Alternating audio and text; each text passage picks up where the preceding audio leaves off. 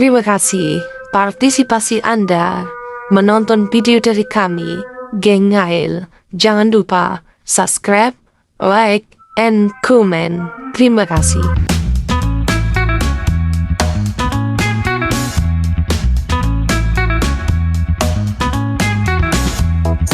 Assalamualaikum warahmatullahi wabarakatuh. Hari ni 21 bulan kita buat pelepasan ikan di Kolam Aida Ketara.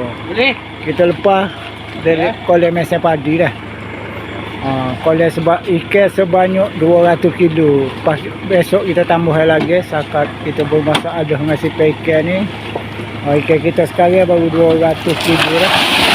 200 kilo ikan. Ikan dah 9 ke. Besok kita tambah lagi. Besok kita tambah. Untuk game dua ni kada ikan dah pasal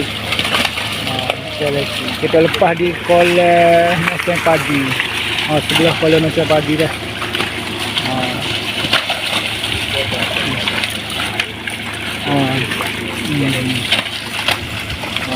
Ni kada ikan dah.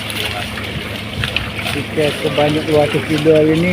Esok kita akan tambah lagi sebanyak 300 kilo untuk game hari Jumaat ni dah.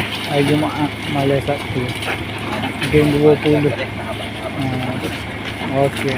Assalamualaikum warahmatullahi wabarakatuh. Assalamualaikum warahmatullahi wabarakatuh. Hari ni 23 bulan 5 dah. Kita nak buat pelepasan ikan sebanyak 300 kilo. Kita sambung semalam dah. Saya kasar-kasar boh. Kita lepas sebelah Mesin Padi dah. Mesin Padi buka pokok paus. Buka pokok paus je. Ni tak ada ikan ni. Ada ikan saiz saja dah.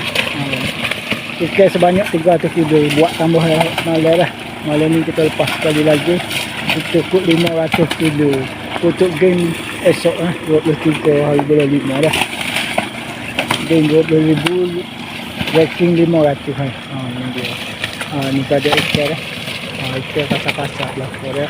Ikan ranking kita main 3 kilo sahaja dah. Kita lepas sebelah bawah pokok paus dah di kolam balik Mesin Padi. Ni tak ada ikan dah. Ikan kasar saja. Tu dia. Okey. Assalamualaikum warahmatullahi wabarakatuh.